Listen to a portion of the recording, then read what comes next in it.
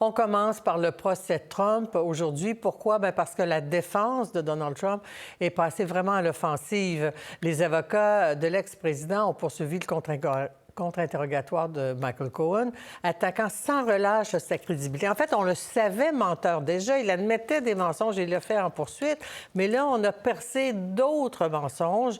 Alors, ils l'ont dépeint comme bien sûr un témoin clé, mais vraiment comme un menteur en série et qui ment évidemment sous serment et à tout le monde et dans son propre intérêt. Le but, c'est anéantir sa crédibilité auprès des 12 jurés. Et quant à Donald Trump lui-même, il a continué de plaider sa cause à l'extérieur du tribunal, aux côtés d'une poignée importante d'alliés républicains. Watched Michael Cohen get dog-walked through the series of lies he has told. There is literally no branch of government that Michael Cohen has not lied to. He lied to investigators. He lied to the judge who sentenced him. He lied to the United States Congress, and he committed these lies for his own benefit. We have story after story about how this trial is one that should have, as they say, never been charged. It should have never been brought. And again, if it was going to be brought, it should have been brought years ago. You know, they're trying to rush to get it done before the election so that they can harm me. Alors, pour Trump, évidemment, c'est un procès politique. À la fin de la journée aujourd'hui, il a fait une sorte de revue de presse citant la plupart des médias américains qui résumaient la journée. Journée difficile pour la poursuite. Alors, on analyse cette journée particulière avec Olivier Piton, avocat en droit civil aux États-Unis. Et bonsoir, M. Piton. Et notre correspondant à Washington, Frédéric Arnould. Bonsoir, je vais commencer parce qu'il y a du politique beaucoup là-dedans, Frédéric. Mais je commence avec vous, M. Piton. On vous a parlé en début de semaine. On savait Michael Cohen, un menteur qui est allé en prison, disait-il pour Donald Trump, un menteur donc qui se présentait comme un repenti du mensonge. Mais qu'avez-vous entendu aujourd'hui qui pourrait marquer un point tournant dans ce procès en faveur de la défense? Je dirais que le point tournant est en fait, depuis le début, l'énorme faiblesse de l'accusation, à savoir réussir à convaincre, au-delà du doute raisonnable, ce sont les mots, les 12 jurés à l'unanimité de la culpabilité de Donald Trump. Et pour cela, il y a le témoignage crucial, celui qui a été appelé le témoignage crucial, celui de Michael Cohen, qui n'est absolument pas, et c'est l'énorme problème, le candidat le plus crédible pour enfoncer Donald Trump. Vous l'avez rappelé, il a été condamné à de la prison. Il en a fait une, mais il a été condamné à 3 ans de prison.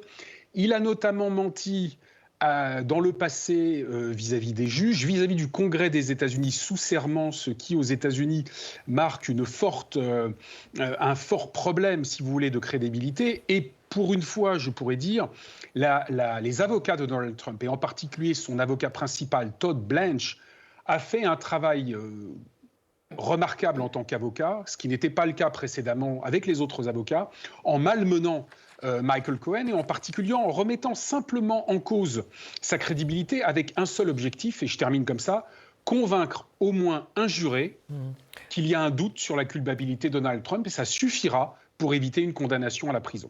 Mais est-ce qu'il y avait un abcès à crever, Frédéric, ça s'est produit aujourd'hui face au mensonge, à savoir qu'en interrogatoire principal, Michael Cohen, admettait tous ses mensonges, mais là, évoquait une conversation téléphonique cruciale avec Donald Trump où, paraît-il, disait-il, il avait confirmé que la transaction avec Stormy Daniels avait été complétée.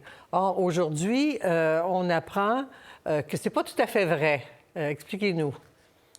Ben oui, c'est ça. En fait, depuis le début du contre-interrogatoire, c'est que Todd Blanche pilonne vraiment Michael Cohen en ressortant donc des déclarations qu'il a faites aux journalistes, déclarations aussi lors de témoignages qu'il a fait.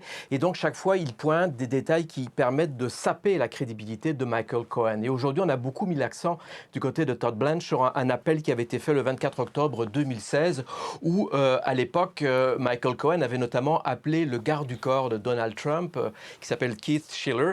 Et c'est un appel qui a duré à peu près 90 secondes. Et Michael Cohen avait dit qu'il avait parlé lors de cet appel, notamment du fait de l'avancement des négociations pour le paiement des $130,000 à Stormy Daniels, alors qu'en fait, Todd Blanche a dit « Mais non, vous avez simplement parlé du fait que vous étiez harcelé par une sorte de canular, par un jeune adolescent. » Et Michael Cohen a dit « Non, non, j'ai parlé de ça, mais j'ai aussi parlé du fameux cas de la négociation et de la mise à jour du dossier entre moi et Donald Trump. » Alors, on le voit, ce sont les efforts qui ont été assez efficaces, il faut le dire, de la part de l'avocat de Donald Trump, Todd Blanche, là-dessus, parce que, dans le fond, il a un peu le beau rôle dans cette affaire, parce que, comme le disait M. Piton, dans le fond, c'est beaucoup plus simple que ce que doit démontrer la poursuite, qui a dit dès le départ, nous allons démontrer que Michael Cohen était l'avocat clé, il a payé $130,000 à Mme Stormy Daniels pour acheter son silence, il a eu le OK de Donald Trump, qui ensuite l'a remboursé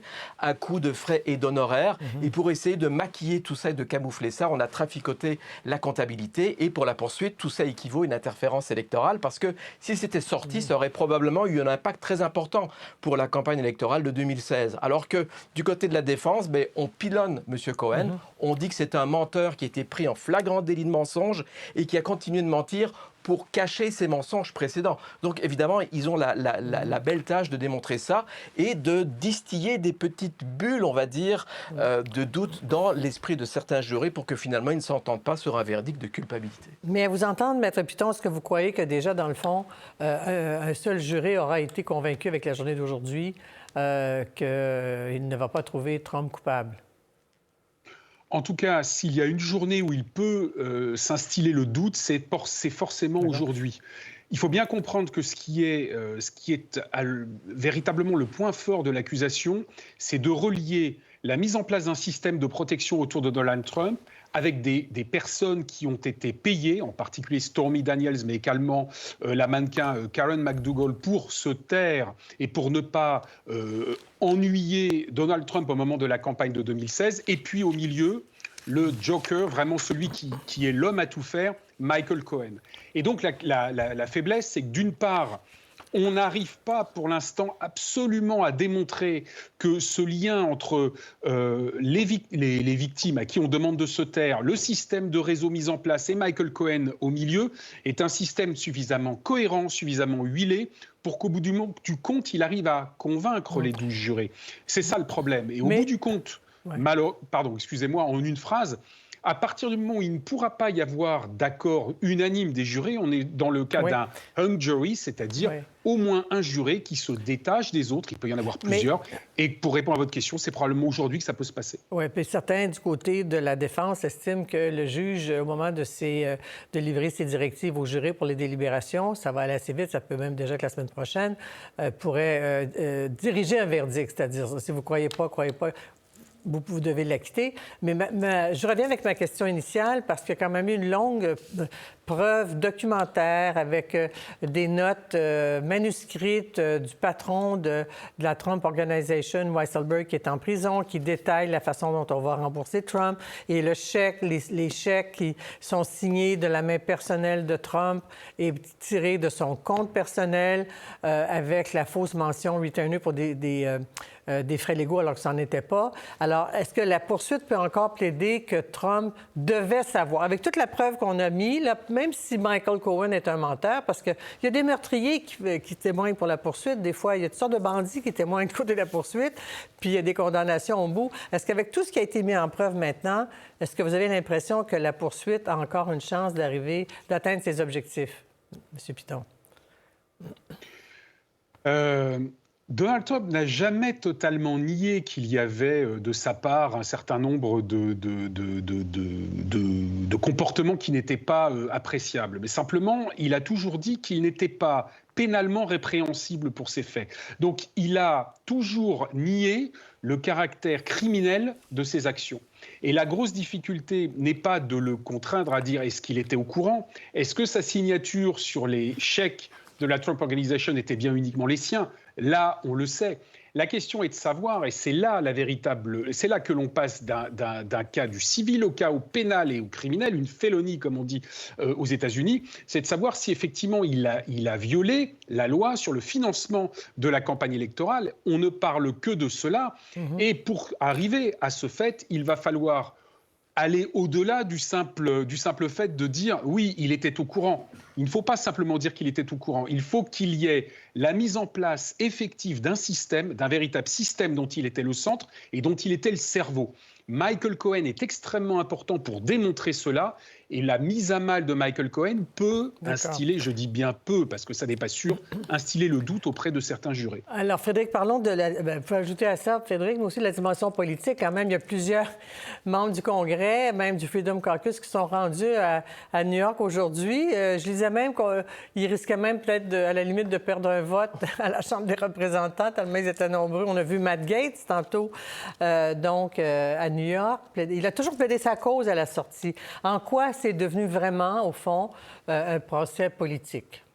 Mais parce que là, c'est une parade qu'on voit depuis 2-3 jours maintenant devant le tribunal de Manhattan, où on voit des républicains qui voudraient bien devenir aussi le colistier de Donald Trump. C'est quasiment une séance d'audition à celui qui donnera le plus de soutien à Donald Trump. Et donc, effectivement, on a vu Matt Gaetz, on a vu Lauren Boebert, on a vu hier, il y avait Doug Burgum, il y avait Vivek Ramaswamy. C'était assez particulier de voir... Mike Johnson aussi. Oui, Mike Johnson qui était là, mais quand on voyait 2-3 soutiens de Donald Trump, ils s'étaient habillés avec le costume de Donald Trump, avec vraiment le veston bleu et la fameuse cravate rouge, relativement iconique, il faut le faire. Mais ils sont là pour faire ce que ne peut pas faire Donald Trump, c'est-à-dire attaquer la crédibilité, encore une fois, de Michael Cohen, parce que Donald Trump pourrait s'exposer à d'autres amendes. Écoutez, on verra, là, c'est tout un cirque médiatique aussi autour de ça. On politise beaucoup cette attaque. Là, pour le reste, écoutez, c'est pas terminé. Le contre-interrogatoire va se poursuivre lundi. Et il n'est pas impossible non plus que la poursuite décide de rappeler M. Cohen à la barre des témoins, peut-être pour recalibrer certaines choses qui ont été dites aujourd'hui, afin de rappeler que, dans le fond, ce sur quoi vont devoir se prononcer les jurés, c'est pas juste la crédibilité de M. Cohen, c'est tous les faits qui ont été présentés, ce sont les documents. Il y a quand même des crimes qui ont été commis selon la poursuite. Il y a quand même 34 chefs d'accusation au niveau de falsification de documents. Donc là, il y aura un travail très fort à faire de la part des avocats de la poursuite contre justement tout ce qui a été dit jusqu'ici, avec l'espoir bien sûr de convaincre les jurés. Chaque chef pour un chèque et une fausse facture. En terminant très rapidement, M. Piton, selon la procédure américaine en droit criminel, le juge leur a dit d'être prêt déjà peut-être pour les plaidoiries la semaine prochaine, les directives du juge, un jury qui délibère. On approche de la fin, là. On approche de la fin, on était parti sur 6 semaines, on fera peut-être un tout petit peu moins long. Le juge doit estimer que les jurés commencent à être suffisamment éclairés et qu'ils doivent être en mesure de se prononcer. Effectivement, la journée de lundi va être extrêmement importante puisque c'est encore une fois le nœud central, on y est maintenant, c'est la personnalité, la crédibilité de Michael Cohen. Et au sortir de cela, vous savez, actuellement, il y a beaucoup de mousse, effectivement, et la crédibilité de Michael Cohen est malmenée. Ceci étant, les jurés, sur le long terme, en 5-6 semaines, ont le temps aussi de revoir l'intégralité du film de ce procès et pourront se prononcer de manière beaucoup plus sereine. Et donc, rien n'est absolument sûr à ce stade. Et notre curiosité sera piquée longtemps, puisqu'aux États-Unis, contrairement au Canada, les jurés peuvent parler après. Alors, on aura hâte de voir, à moins que le juge ordonne autrement, mais les jurés peuvent parler publiquement après. Merci, M. Piton. Merci, Frédéric. À bientôt, tous les deux. Merci à vous. Pour voir nos émissions en entier, rendez-vous sur la chaîne Ici RDI.